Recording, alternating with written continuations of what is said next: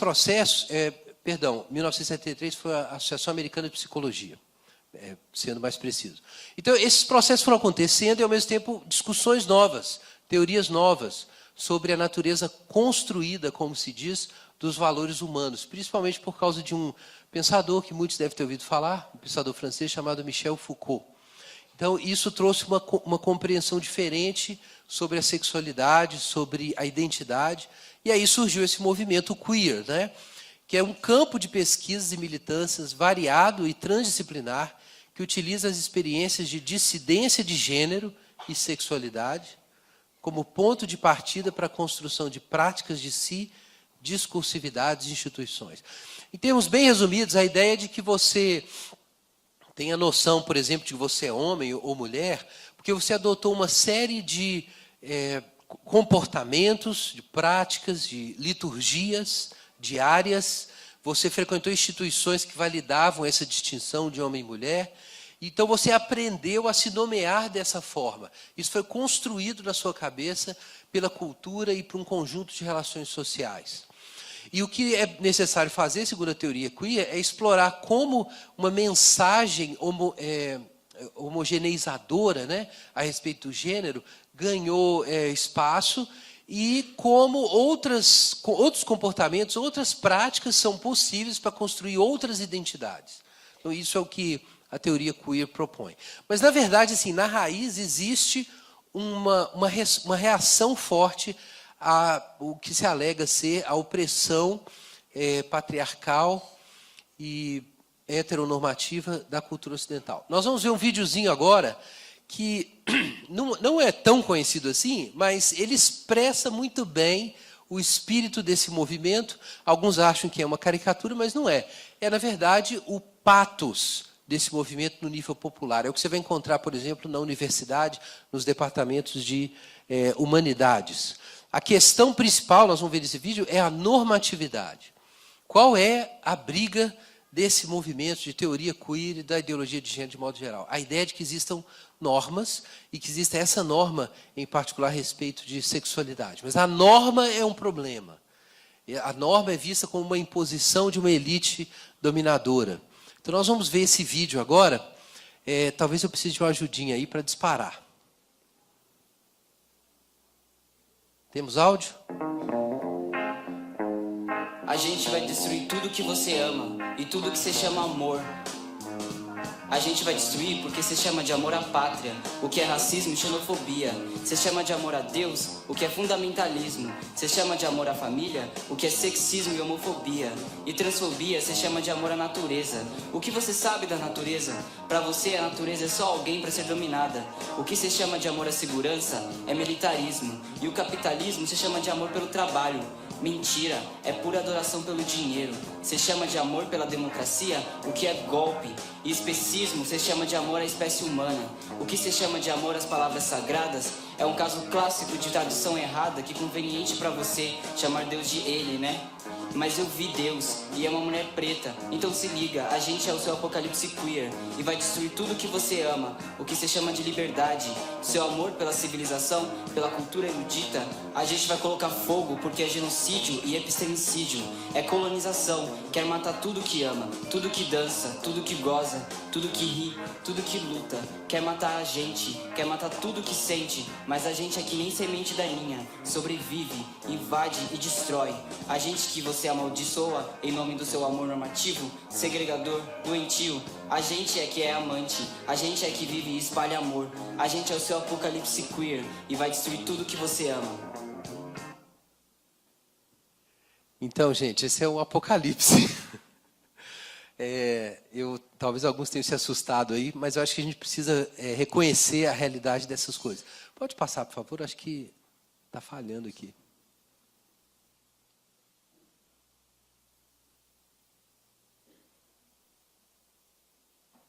Ok. Gente, de onde vem isso? A história é longa, mas eu vou apontar para o desdobramento mais recente da teoria queer. Quem já ouviu falar aqui de Judith Butler? Quem já ouviu falar? Alguns ouviram falar. Então, ela é a principal teorista hoje do movimento de gênero, não é chamado de ideologia de gênero, obviamente, ela trabalha com teoria queer e com teoria de gênero, como se diz. Ideologia de gênero é o nome dos acusadores, né? Críticos como nós. Geralmente isso não é tratado dessa forma. Mas nós não estamos justificados em chamar de ideologia. É uma ideologia porque envolve uma visão misantrópica da realidade.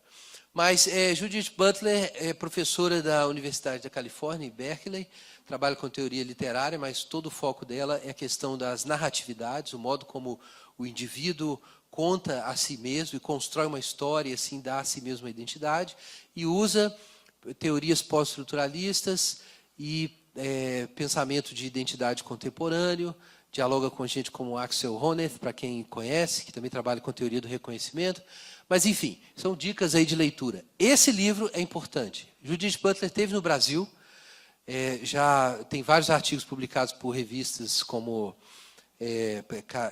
acho que é Caros Amigos, se não estou enganado, e outros veículos. E nós temos esse livro aí, Problemas de Gênero, Feminismo e Subversão da Identidade, em que ela propõe mesmo um questionamento da ideia de gênero tradicional, a partir da crença de que o homem é autônomo, basicamente, é o ideal iluminista do ser humano. Veja o que diz aqui a Judith Butler. A noção de que pode haver uma verdade do sexo, como Foucault denomina ironicamente, é produzida precisamente pelas práticas reguladoras que geram identidades coerentes por via de uma matriz de normas de gênero coerentes. Em outras palavras, você acha que tem o jeito verdadeiro ou certo de ter relações sexuais e o jeito errado de ter relações sexuais porque você aprendeu uma série de práticas, de hábitos que fazem você ter seus padrões morais e suas ideias sobre masculino e feminino. Então, diz Judith Butler, o gênero não é uma identidade estável, um locus de agência a partir do qual se seguem vários atos. Antes, o gênero é instituído pela repetição estilizada de atos. Você age de certa forma e se diz, por que eu tenho esse comportamento? Porque eu sou um homem. Então, a Judith Butler vai dizer, não, você tem uma série de comportamentos e por causa disso você criou na mente essa identidade. Você acha que você é um homem. Mas o hábito de ter certos comportamentos que foram instituídos pela sociedade fazem você pensar que você é o que você é. Não é que você nasceu assim. Não existe essa essência. O gênero, veja, isso é importante, irmãos. O gênero é sempre um feito. Atenção. O gênero é um feito, ainda que não seja a obra de um sujeito tido como preexistente à obra.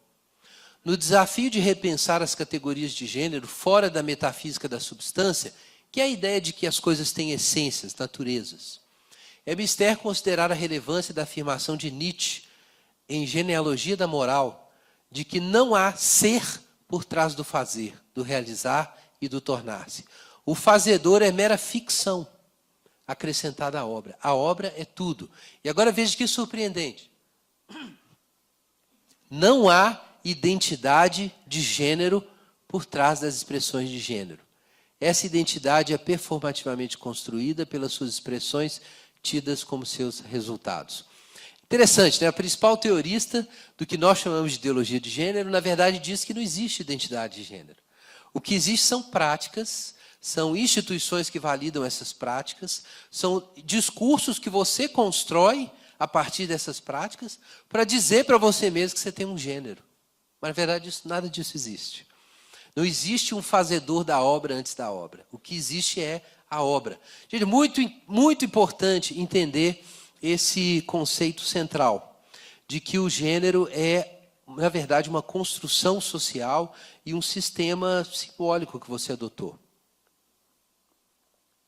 Alguns cristãos pensam, e aqui há muitos aqui no Rio, alguns cristãos pensam que seria possível ter uma versão cristã disso, em nome da liberdade dos indivíduos, das mulheres e assim por diante.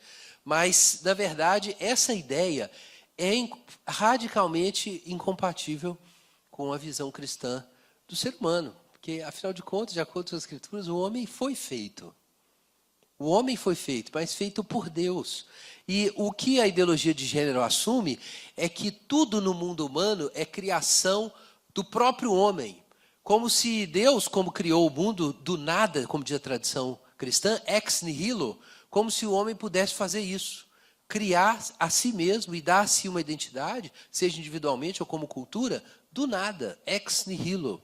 Sem que exista um Deus que veio antes e deu as condições para isso ser possível. Então, essa é a questão fundamental. E é onde eu queria discutir nesse tempo que nós vamos ter aqui juntos. A gente pode conversar sobre o que é o masculino e o que é o feminino. Isso é um ponto importante no diálogo com o movimento de gênero. O que é masculinidade e o que é feminilidade, afinal de contas. Mas existe uma discussão mais radical do que essa. E a discussão mais radical é qual é a relação que o homem tem consigo mesmo. Se, na verdade, tudo que ele é, ele fez. É um sistema que ele construiu ou não. Essa é a questão radical. Porque a mensagem do Evangelho não é só uma mensagem sobre Deus, é também sobre o homem. Porque, de acordo com Gênesis 1, Deus fez o homem à sua imagem. Então, falar sobre Deus é falar sobre o homem. E falar sobre o homem é sempre falar sobre Deus ou sobre um Deus. Essas coisas são indissociáveis. Então, a gente tem que ter isso em mente.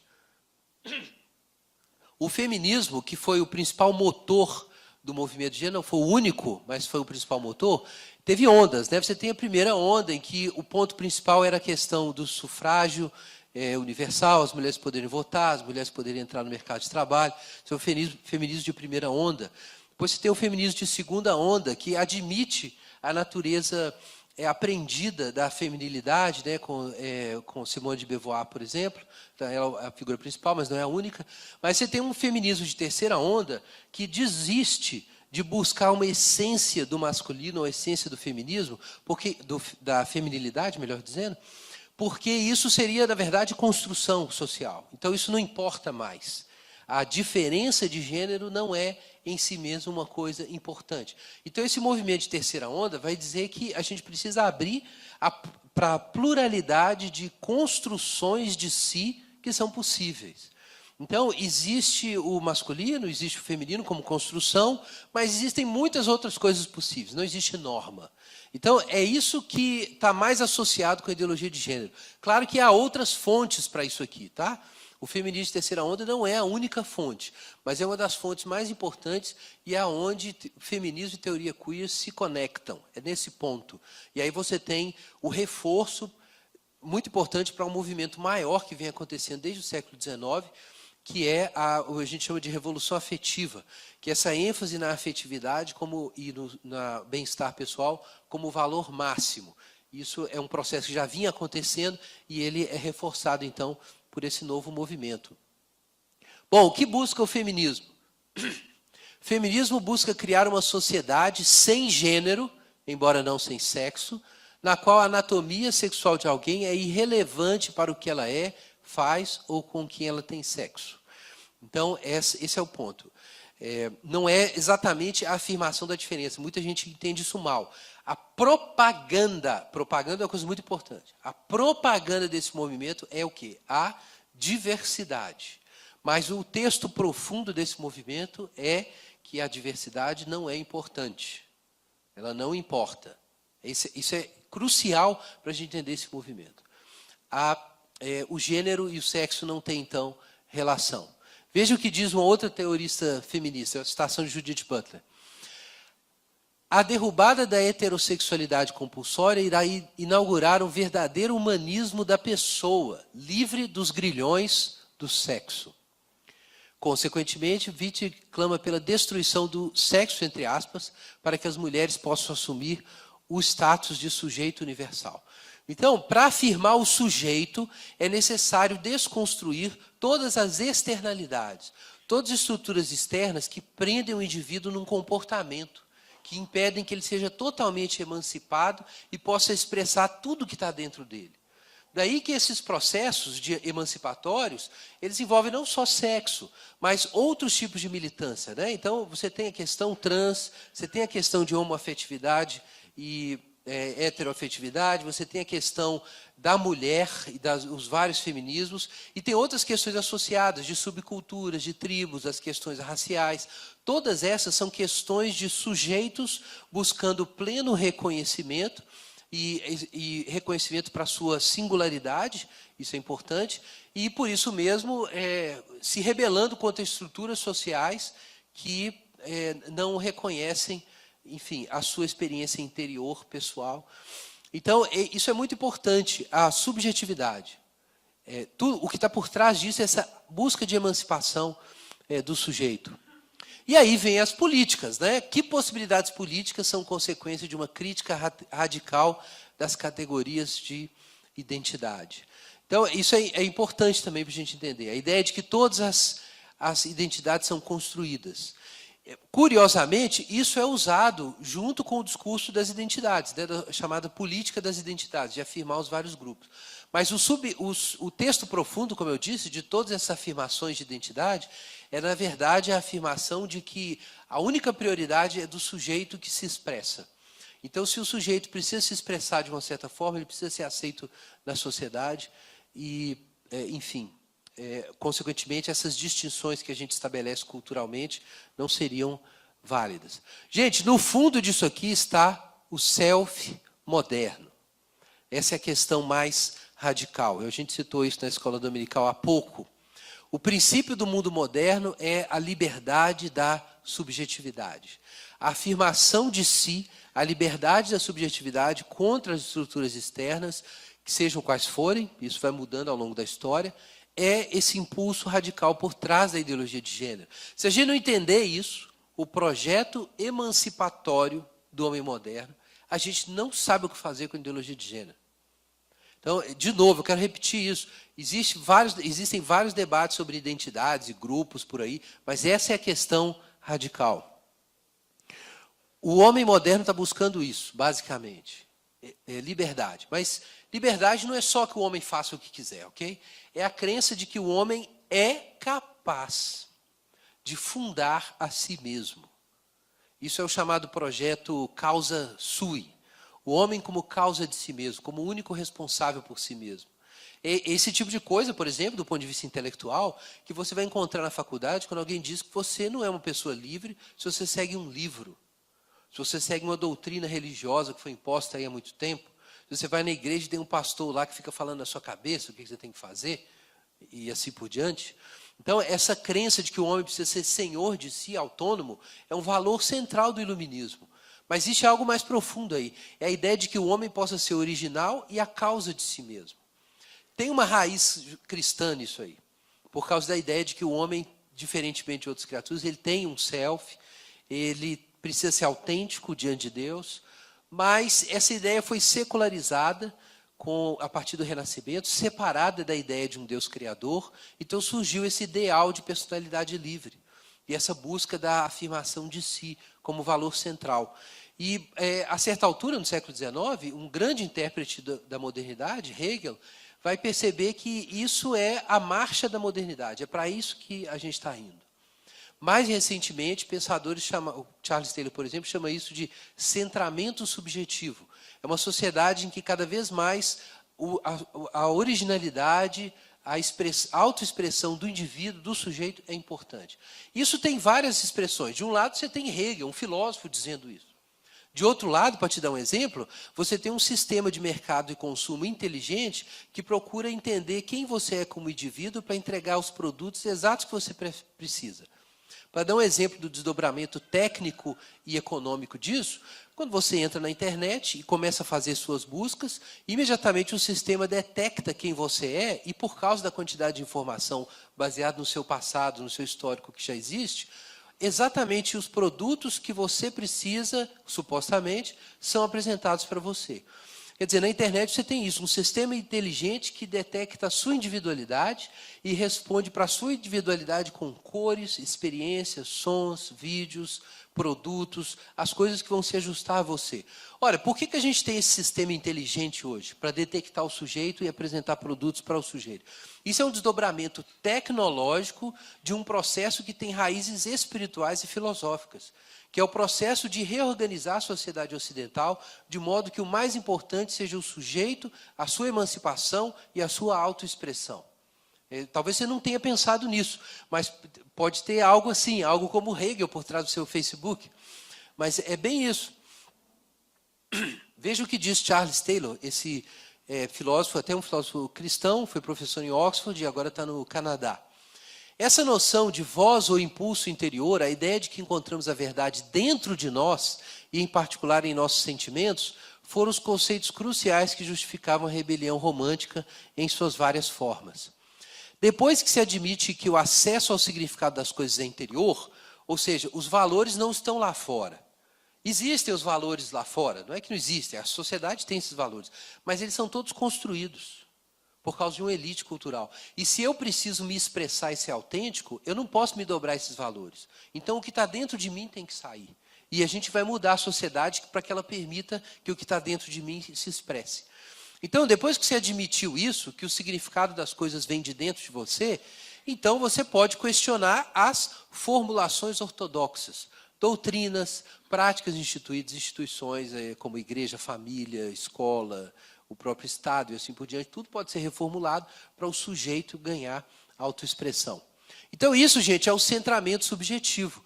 E o fruto do centramento subjetivo, desse processo que o sujeito é cada vez mais importante, o indivíduo, né, a pessoa, é o que a gente chama de expressivismo romântico, né? Essa tese de que se a coisa não vem do seu coração, não é autêntica. Vou dar uma ilustração disso aqui histórica. Exatamente no século XIX, quando surge o expressivismo romântico, é que começa a emergir um tipo novo de novela de texto que louva o chamado amor romântico. Então, um heroísmo, antigamente, em histórias anteriores, era heróico, por exemplo, um cavaleiro que abria mão, e vivia um amor platônico, e abria mão por causa dos seus deveres de ficar com sua amada. Ele podia estar apaixonado, por exemplo, por uma princesa, mas por causa dos seus deveres como cavaleiro, de lutar pela justiça, de ir para a guerra, de respeitar as regras, ele engolia a dor, sofria, e aquilo era glorioso. Mas quando chega no século XIX, nesses novos romances, o que é glorioso é o homem ou a mulher romper suas relações de família em nome do amor, porque você não é autêntico se você não seguir o seu coração. Eu sei que você conhece isso, na verdade, pelas novelas da Globo. Mas isso surge no século XIX, com esse novo ideal de autoexpressão. E ele vai espalhar via Hollywood pelo mundo inteiro. Hollywood é o principal divulgador desse novo ideal romântico durante o século XX.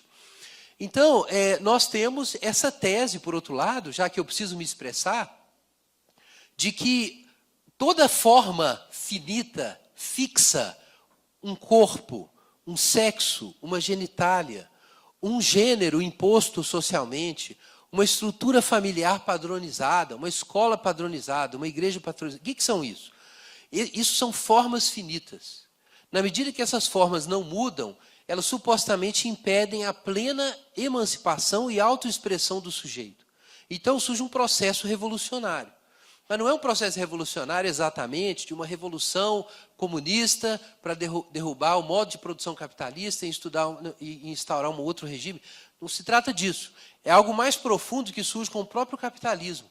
É a revolução de toda a realidade externa para que ela se adapte a mim. Na antiguidade, as doutrinas gregas, por exemplo, de felicidade, ensinavam que o homem, via filosofia e virtude, ele se adapta à realidade. E ele precisa descobrir o bem está fora dele. Mas no mundo contemporâneo é diferente. A realidade deve ser adaptada a mim, por meio do avanço tecnológico e da revolução de todas as formas e estruturas da vida social, para que o sujeito seja mais feliz, mais completo e assim por diante. Então, esse é o mundo moderno, a gente precisa entender essa estrutura. Um autor contemporâneo, Ernest Becker, ganhou o prêmio Pulitzer em 1974 por esse livro, que eu recomendo a todo mundo, não era um cristão, mas tem alguns insights muito bons, chama Negação da Morte. E esse autor foi importante porque ele apontou um problema na teoria dominante sobre sexualidade, que tem influência de Freud no século XX, com a ideia de que, por causa daquele dilema de Édipo, de que por trás do sofrimento psíquico, das doenças do homem moderno, existe a incapacidade de realizar o impulso do prazer, e aí você tem aquele conflito com o pai, aquela história toda. Mas ele mudou esse negócio de uma forma muito correta, na minha leitura, e ele apontou o seguinte, que o verdadeiro dilema edipiano é se o homem pode ou não ser pai de si mesmo. Ou seja, não depender de ninguém, não ter não ter ninguém por trás dele. Então, essa mudança é muito significativa, né, na interpretação. Porque significa que nessa perspectiva, a raiz dos problemas humanos não é a repressão sexual. A raiz dos problemas humanos é o sonho da imortalidade e o desespero diante da morte. Isso é mais adequado, é mais correto. As questões sexuais vêm depois. Essa é a questão fundamental. E isso está de acordo também com a tradição cristã, que diz que o problema é que o salário do pecado é a morte. Afinal de contas, esse é o problema, que você vai morrer. Esse é o problema. E por isso só existe resposta no Evangelho. E no Evangelho existe ressurreição. No Evangelho o túmulo fica vazio. Então existe uma resposta para isso. Quer dizer, o dilema do homem é como ele pode se imortalizar, como ele pode se autoafirmar, como ele pode provar para si mesmo e para o mundo que ele se basta, que ele é o seu próprio Deus. Essa é a questão. Então, a certa altura, veja que interessante, ele comenta aqui o que uma mulher falou numa sessão de psicanálise. Eu gostaria de arrancar essa pele. Se eu não tivesse esse corpo idiota, seria tão pura por fora quanto me sinto por dentro. Talvez você pense assim, é um problema, claro, uma pessoa com dilemas psíquicos. Mas você percebe na discussão que o problema é mais complexo. A questão é que eu acredito interiormente na minha liberdade absoluta, na minha criatividade absoluta, eu sou uma pessoa digna, só que eu tenho um corpo feminino que está envelhecendo, esse era o problema que estava em discussão, e esse corpo limita a minha sede do infinito, ele não deixa eu ir para frente. Então ele é um problema. Esse dilema reflete o dilema moderno como um todo. Onde que está o problema?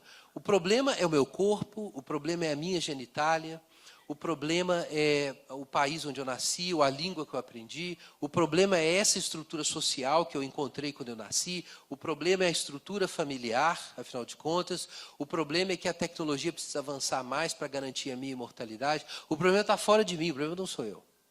Não existe um problema aqui, o problema é a finitude, o problema é o mundo externo, o problema é eu ter sido criado do pó. Quando eu sinto dentro de mim que eu sou um Deus. Como é possível isso? Esse é o problema. O corpo é indiscutivelmente o obstáculo para o homem, o estorvo degenerativo da espécie para a liberdade interior e a pureza do eu. O problema básico da vida nessa acepção é saber se a espécie ou o corpo vai predominar ou não sobre a individualidade da pessoa, o eu interior. E isso explica a doença. No fundo, crianças são Picassos protestando contra a arbitrariedade das formas externas e afirmando a prioridade do espírito interior. É interessante que existe algo de infantil e narcisista realmente nesse processo da cultura de afirmação do sujeito. É nessa luz que a gente está celebrando agora, ou pelo menos alguns, estão celebrando maio de 68, nós estamos aí em 2018, quanta coisa aconteceu, né? 50 anos desde maio de 68, é proibido proibir. Alguns talvez viram isso aqui, né? É proibido proibir. O que foi essa revolução, afinal de contas? A princípio, alguns pensavam que era uma revolução política, mas descobriram que, na verdade, foi uma revolução comportamental. Entrevista à Band, nessa semana, o Zueni Ventura falou isso. Foi uma revolução comportamental. Eles não sabiam bem contra o que estavam protestando. Mas, olhando à distância, dá para entender o que é a questão. É uma revolta a partir da crença que foi aprendida na universidade, na autonomia absoluta do sujeito e na capacidade do sujeito de ser o pai de si mesmo, a causa, a fonte, a razão de si mesmo. Isso levou, naturalmente, a uma revolta contra todas as vozes, as formas, estruturas sociais que dizem para nós que nós não somos o pai e o criador de nós mesmos, que nós somos criaturas. Porque é isso que essas coisas dizem. As estruturas sociais, a família, seus pais, o que eles dizem? Que você não é totalmente autônomo, que muitas coisas que você é e tem foram dadas para você. Dadas pela família, pela nação, pela natureza, em última instância, dadas por Deus, afinal de contas. Então, na medida que o homem acredita que ele é mais do que ele é, que ele é uma espécie de Deus enclausurado num corpo material, ele vai iniciar uma revolta sem razão, e várias razões serão dadas, razões contraditórias, mas em última instância sem razão, contra a finitude. Esse é o problema de fundo. A finitude é essa condição em que a gente está. Então, ninguém pode dizer quem eu sou. Só eu posso dizer quem eu sou. Nesse contexto espiritual, você compreende, por exemplo, o discurso feminista na sua versão atual. Por que o feminismo não ficou apenas na defesa do direito da mulher, reconhecendo que a mulher é diferente, e começou a dizer que, na verdade, a própria feminilidade é uma construção? E que não existe essa essência do feminino, afinal de contas. Por que ir até esse ponto? É porque existe essa negação de que alguém possa dizer quem eu sou. Só eu posso dizer quem eu sou. Está dentro de mim e preciso expressar. E se alguém interferir na minha palavra, isso é violência. E eu vou responder a isso com violência. Nesse contexto, claro, a gente tem esses movimentos de luta por reconhecimento. E aqui a gente percebe o paradoxo. Se eu sou autônomo, se eu sou livre, se eu sou a causa suficiente de mim mesmo, por que eu preciso de reconhecimento social? Por que eu preciso que todo o sistema social se ajuste e se prepare para me receber e para me conceder a máxima autoexpressão? Para que eu possa ser tudo o que eu quiser ser ou que eu sinto que eu posso ser. Por que isso, afinal de contas? Luta por reconhecimento. A política de reconhecimento que nós temos hoje tem essas raízes. Mark Lilla escreveu um livro no ano passado, muito influente, e ele fala sobre isso, que a política americana era muito voltada, até o final dos anos 60, começo dos anos 70, muito voltada para essa questão da cidadania, do bem comum, com todos os problemas que ela tinha. Mas, de repente, o foco mudou e, no lugar disso, as pessoas começaram a falar de suas identidades pessoais em termos de um homúnculo interior. Uma coisinha única composta de partes coloridas pela raça, sexo e gênero. Então, começou essa política de reconhecimento como expressão disso, dessa busca de autoafirmação do self, do eu moderno. E, ao mesmo tempo, isso é o paradoxo. Eu sou autossuficiente, eu me basto, mas a sociedade tem que mudar para me dar suporte. Olha, se eu sou autossuficiente, autônomo, senhor de mim mesmo, quase um semideus, por que eu preciso disso? Isso é um paradoxo. Eu mencionei isso mais cedo, mas você tem isso na cultura popular, né? X-Men é um exemplo clássico disso. Indivíduos que têm algum superpoder, né, escondido lá dentro deles, e a sociedade não aceita. Então, a gente está em luta contra o sistema social porque a gente tem algo singular, que somos nós mesmos, que não parece com ninguém. Então, um tem um poder, outros têm outro poder. E aí você tem o professor Xavier tentando harmonizar esses impulsos, desejos e tal, com a sociedade. E você tem, claro, o Magneto querendo quebrar tudo, né? E isso continua acontecendo desse jeito hoje. Mas nós temos muitos filmes de ficção que tratam desse problema. Boa parte dos filmes mais recentes tocam nessa questão. Gente, o que você percebe aqui, tá? Quem está na frente aqui é o Logan, né? Todo mundo sabe que ele é um cara perturbado, não é isso? Tem vários heróis que são perturbados. Isso é interessante, que na luta por autoafirmação, um sofrimento psíquico imenso está acontecendo. E isso é tratado muito nessa série. Tem outras que tratam também. Mas a questão é que existe uma grande ansiedade identitária. Porque enquanto o homem está dizendo, eu me basto, eu sou a causa de mim mesmo, o que eu preciso é de autoexpressão. Existe, ao mesmo tempo, uma grande dúvida. O que eu sou, afinal de contas? Já que eu não posso aceitar a palavra de fora, que diz quem eu sou. Isso gera ansiedade. E da ansiedade nós temos várias doenças psíquicas. Ansiedade crônica, pânico, depressão, suicídio. Existem vários estudos a respeito disso. Tem um documentário muito interessante lançado há alguns anos na Holanda que explorou exatamente essa questão. Chama All We Ever Wanted. E esse documentário foi premiado até na época pela rede Al Jazeera, que tem bastante influência lá na Holanda. Mas porque ele tratava desse problema, de por que os indivíduos que supostamente estão cheios de capacidade, de dons, de possibilidades de autoexpressão no mundo do trabalho contemporâneo, eles estão ficando tão doentes e tão deprimidos mais do que antes. Não é porque eles estão trabalhando mais. Tem gente que fala que o aumento de suicídios na universidade, deve estar acontecendo aqui no Rio, como acontece em BH, em São Paulo, que o aumento de suicídio na universidade tem a ver com pressão demais, trabalho demais na universidade. Gente, é óbvio que não. É só você conversar com seus pais aí, os caras ralaram muito mais do que a gente para poder estudar e fazer as coisas, foi muito mais difícil. A questão é que o self contemporâneo é mais frágil do que antes. Mas por que ele é mais frágil? Porque ele está sendo exposto a uma pressão diferente, que está apenas aumentando. Então, isso está tornando as pessoas mais frágeis e mais doentes psiquicamente. Então, veja aí, por exemplo, isso é do ano passado. Jornal da USP, suicídio entre jovens é um problema de saúde pública no Brasil. Folha de São Paulo, também do ano passado, suicídio de adolescentes avança. As taxas de suicídio de crianças e adolescentes do Brasil têm aumentado nas últimas décadas e casos recentes envolvendo estudantes de São Paulo levaram à mobilização de colégios particulares. Vejam, de 2000 a 2015, os suicídios aumentaram 65% entre pessoas com idade de 10 a 14 anos e 45% de 15 a 19 anos. O que muitas vezes não é colocado com a devida clareza é que existe toda uma mudança no sistema social produzindo esse sofrimento psíquico e essa fragilidade. Não se trata apenas do cyberbullying ou do aumento de drogas. Teve um médico que falou que assim, olha, os suicídios estão associados com a droga. Então, a causa do aumento do suicídio é o aumento do consumo de drogas. Gente, que bobagem gigantesca. Quer dizer, é óbvio que se as pessoas estão consumindo mais drogas, é porque elas precisam se esquecer de si com mais intensidade e mais frequência. Porque é para isso que a droga serve, para você esquecer de si. E por que você precisa esquecer de si? Anthony Giddens, um sociólogo importante, fala sobre isso. Você precisa desligar o self, porque ele é pesado demais de carregar. Quer dizer, existe um outro problema que leva as pessoas a terem vários comportamentos disfuncionais, incluindo o uso de drogas, e, em última instância, isso leva ao suicídio. Quer dizer, você não vai. O problema é que a sociedade moderna não quer tratar da raiz. E a raiz é o que o homem moderno diz e pensa que ele é sem Deus. Esse é o problema.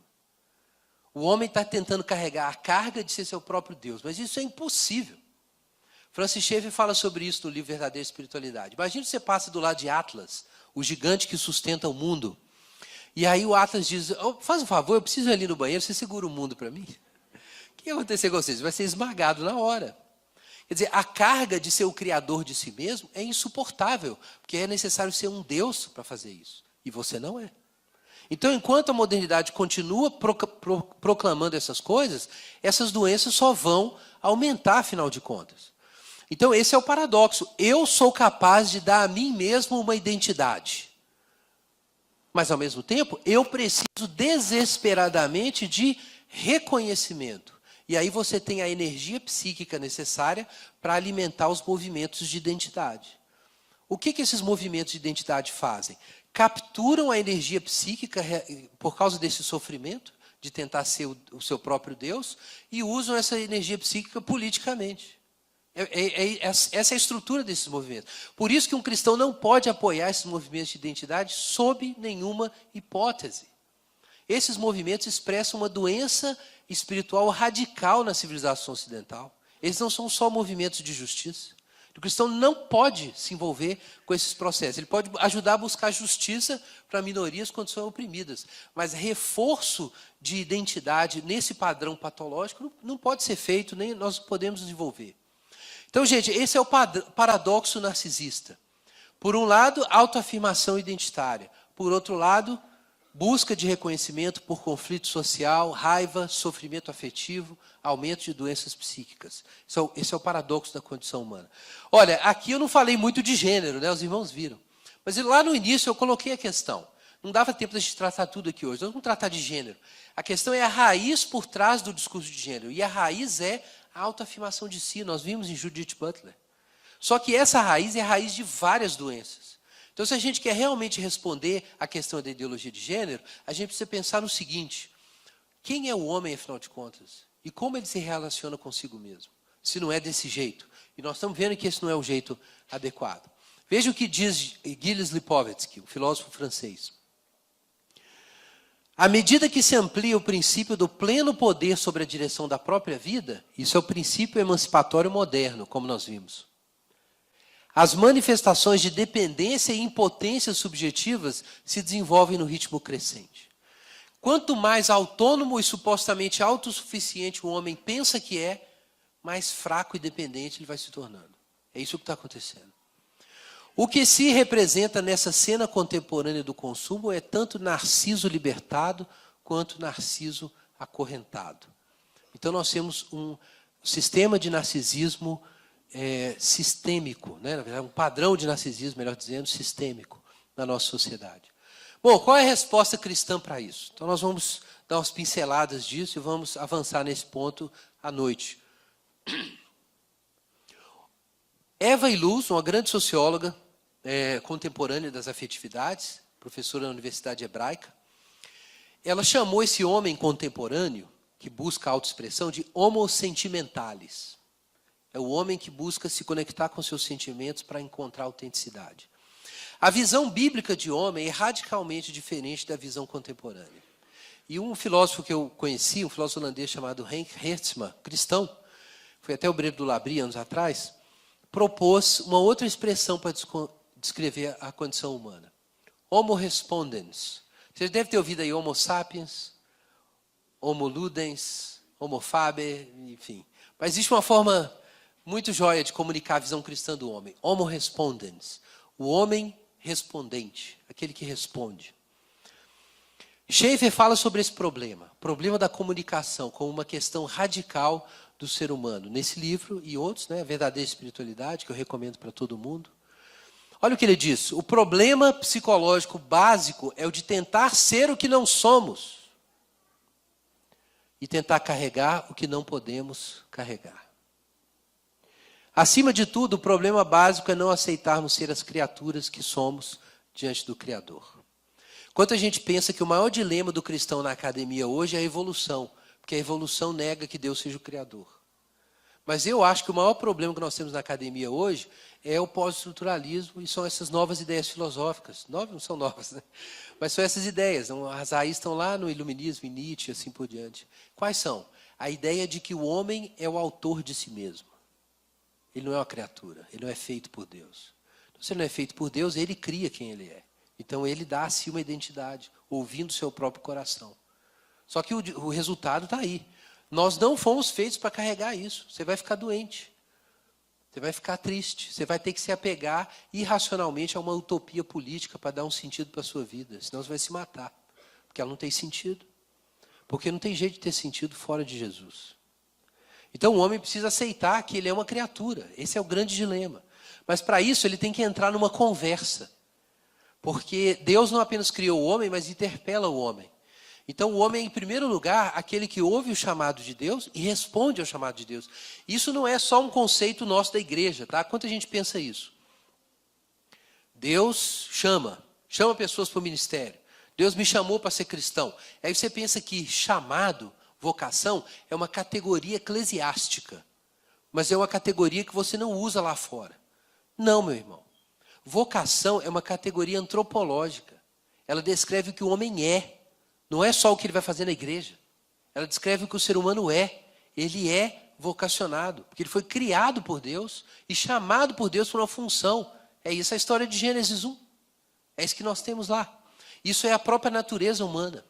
Então veja o que o Schaeffer diz em resposta a esse homem contemporâneo que busca ouvir seu coração e ser autêntico e ser feliz. O homem, tendo se colocado no lugar de Deus como centro do universo, constantemente tende a voltar-se para dentro, ao invés de para fora. Ele faz de si mesmo o ponto final de integração do universo. Isso é a essência da sua rebelião com Deus. Aquilo que é proposto por Judith Butler, irmãos, é a essência da rebelião do homem contra Deus. Ela reconhece que o homem não pode ser definido pelas formas temporais. Quer dizer, existe transcendência no homem, mas ela quer uma transcendência sem Deus. O homem é autor de si mesmo. Olha, o homem é feito por Deus. Para Deus, se voltar para si mesmo não é um problema, pois quando ele se volta para si mesmo, ele é a trindade. É uma comunidade divina. Mas quando me volto para dentro de mim, não há com quem se comunicar.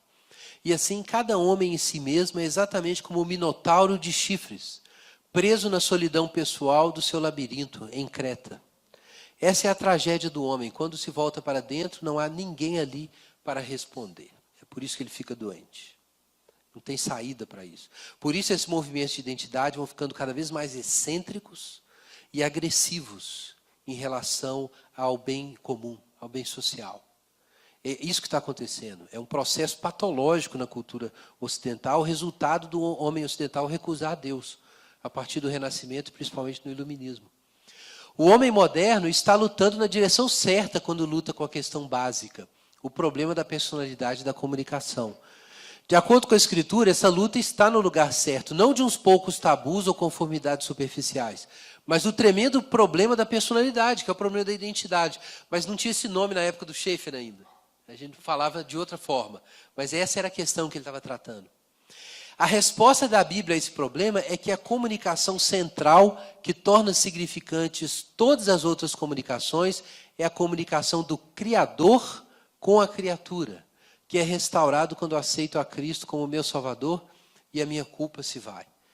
Irmãos, no momento que a gente se encontra com Deus, a gente vê a face de Deus por meio de Jesus e a gente se comunica, a gente tem uma resposta, a gente tem uma palavra de fora, real, sobre quem nós somos. E isso então tira essa carga de cima da gente. O homem fariseu, na época de Paulo, o que ele estava buscando? Ser justificado diante de Deus. Mas como? Pelas suas obras. Pelas suas obras. Não é isso que Paulo diz em Romanos capítulo 10? Que esses judeus, recusando, a justiça de Deus, buscaram estabelecer sua própria justiça e não se sujeitar à justiça que vem de Deus. Pois o fim da lei é Cristo para a justificação de todo aquele que crê. Então o fariseu buscava se auto-justificar por obras. E o homem contemporâneo busca constituir uma identidade pelo seu braço. É a mesma velha busca de salvação pelas obras. Só que ao invés de ser dentro de um esquema religioso, de ser justificado diante de Deus, agora é para um esquema de autoafirmação no trabalho para os mais antigos e agora afetiva para os contemporâneos. É salvação pelas obras. É isso que esses movimentos estão produzindo. Agora, só Cristo, assim como só em Cristo a gente tem perdão dos pecados e justificação, só em Cristo você vai descobrir quem você é e ter o sentido de validação, de que você é alguém. Não tem jeito de obter isso fora de Jesus. Então, gente, vocação é um tema central que a gente precisa considerar. E eu vou citar apenas aqui para os irmãos lerem com outros olhos. Nós já estamos caminhando para o fim. Para os irmãos lerem com outros olhos esses trechos da Escritura. Primeiro, Gênesis 1 e 2. O que nós temos ali? Deus está construindo um templo cósmico. Nós sabemos por textos antigos que era o costume nas religiões ali do crescente fértil, cerimônias de consagração do templo que era construído para a divindade, que duravam vários dias. E o último dia da festa era o momento em que a imagem do Deus daquela cidade era transportada em procissão para dentro do templo. E aí quando ele estava no santuário, a divindade daquela cidade tinha o seu descanso. Ela chegou no momento de que ela está dentro da sua casa, digamos assim. Então, esse é o imaginário por trás de Gênesis capítulo 1. Deus está constituindo um templo cósmico para a sua adoração. E no último momento, o que entra nesse templo? A imagem da divindade, que é também o sacerdote, que é o próprio homem. Então, ele é colocado ali e então Deus descansa. Quer dizer, o mundo é um templo e o homem é o representante de Deus nesse templo, é um sacerdote no culto, na adoração cósmica. Ele foi chamado para isso. Em Gênesis 2, o homem é chamado para cuidar de um jardim. Mas Deus plantou esse jardim. O homem não criou o jardim do nada. O homem trabalha, mas ele trabalha sobre o trabalho divino. Os antigos pensavam, no mundo sumério, que o homem precisa trabalhar como um escravo da divindade, porque a divindade trabalha e se cansa. E como os deuses não aguentavam mais trabalhar, eles criaram o homem como escravo. Porque o trabalho deles nunca acabava. Mas em Gênesis, capítulo 1 e capítulo 2, Deus trabalha e conclui o seu trabalho. Então o homem está feito, ele está num jardim. Agora ele tem que trabalhar também. Mas ele trabalha num jardim que Deus plantou. Ou seja, ele trabalha sobre o trabalho divino. Ele responde a um gesto que já foi realizado. Isso é evangelho. Não é eu que começo a relação com Deus. Deus começa a relação comigo. Deus me pôs no mundo. Para que é o sábado? O sábado não é, em primeiro lugar, para eu descansar. É para eu lembrar que Deus descansou. Então, por isso, eu posso descansar. É outra relação. O homem não pode ter essa relação neurótica com a sua identidade, com o seu self. Ele precisa entender que ele não se basta. Deus quer o homem autônomo, autêntico? Sim, num certo sentido. Veja Jesus. Jesus era assim.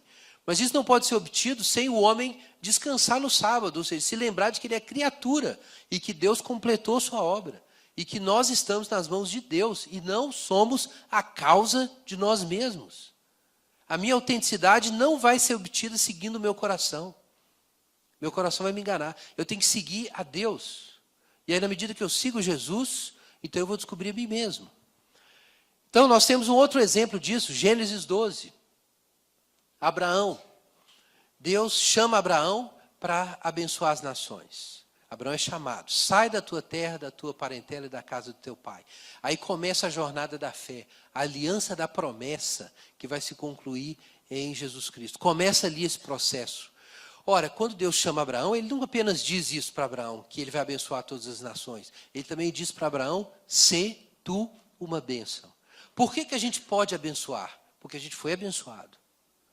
Então você precisa ouvir o chamado divino e reconhecer a dádiva divina para então você se tornar pessoa e ser alguém. Quer dizer, essa é a relação. Ninguém é a causa de si mesmo. Deus criou Israel. Israel tem deveres. Israel tem que responder a Deus. Mas Israel responde a um Deus que já falou. Israel trabalha num jardim que é Canaã, que foi Deus que plantou. Porque Deus deu Canaã para Israel. Então, esse é o padrão bíblico. O homem responde. O homem não chega num universo vazio. O homem, quando ele surge, ele já está numa conversa. E já existe um Deus que o chamou à existência e já está falando com ele. Então, essa é a concepção de ser humano judaico-cristã. Claro, nós temos então Jesus em Marcos 8. Quem quiser salvar a sua vida, perdê-la. Não é isso?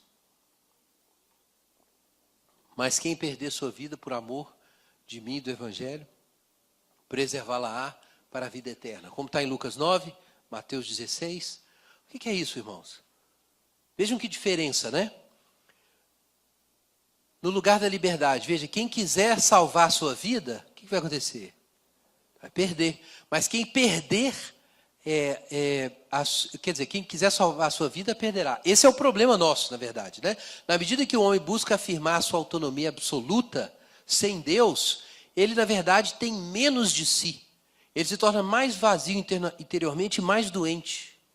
Então, a sociedade moderna mostra um exemplo, até psicológico, dessa questão que Jesus colocou. Não existe saída nesse caminho de autoafirmação. Então, a resposta de Jesus é diferente. Quem perder a sua vida por amor de mim e do Evangelho, preservá-la-á para a vida eterna. Veja como é o contrário exato, irmãos. O caminho da identidade não é mergulhar dentro de si mesmo e exigir do mundo que você seja aceito. Esse não é o caminho do self. O caminho correto é outro. É você abrir mão de tudo e olhar para Jesus e seguir a Jesus. E quando você segue a Jesus, quando você segue o Senhor e se une com Deus através de Jesus, você encontra a si mesmo. Mas por que assim? Quer dizer então que eu estou aqui, mas o meu self não está aqui. Se eu tentar mergulhar em mim mesmo, eu não encontro nada. Por que eu tenho que olhar para fora? Irmãos, porque Deus fez o homem à sua imagem. O único jeito de você ver a você mesmo é contemplando a face de Deus. É o único jeito. Só contemplando a Deus você pode de novo olhar para si e saber quem você é e aonde você está e aonde você deveria ir. Nós fomos feitos à imagem de Deus. Você não vai encontrar a si mesmo em nenhum lugar nesse mundo, nem dentro de você, só em Deus. Não há outra resposta. Então, o caminho da identidade não é autoafirmação identitária, mas imitação de Jesus.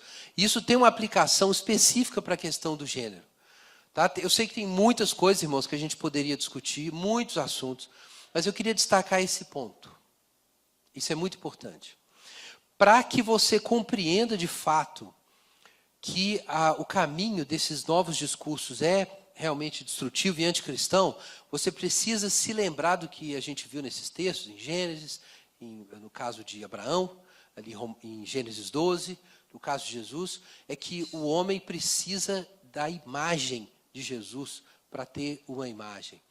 Isso nos ajuda, claro, a pensar a questão da educação, algumas questões práticas, no sentido de que a forma como o cristão vai educar pessoas e se educar, e a forma como a gente deve aprender a ser humano no contexto da comunidade, não é por meio da autoafirmação, mas por meio da imitação.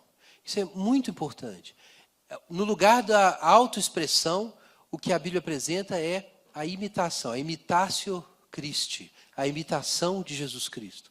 A verdade sobre quem você é e quem você deve ser está fora de você, está em Jesus. Então, irmãos, o movimento de gênero é um movimento espiritual. Não é só um movimento político, não é só um movimento de libertação das identidades. Digamos assim, é o último estágio, o estágio mais recente, de uma busca de significado do homem contemporâneo sem Deus. Sem Deus. Então, os cristãos não podem se confundir sobre isso e cair nessa conversa, não podem se confundir sobre isso. Agora, mais do que isso, a gente precisa orar e buscar meios de comunicar o evangelho para as pessoas dessa forma. Não apenas que existe perdão de pecados em Jesus, mas que as pessoas vão encontrar a sua verdadeira identidade em Jesus e não pela autoafirmação. Como nós vamos comunicar o evangelho nesse contexto, em que as pessoas não sentem culpa dos seus pecados, como comentava Schaeffer, reprimem essa culpa, mas elas sentem o vazio da falta de identidade. Então, vou mostrar para as pessoas que Jesus responde a isso. A resposta está na imitação de Jesus Cristo.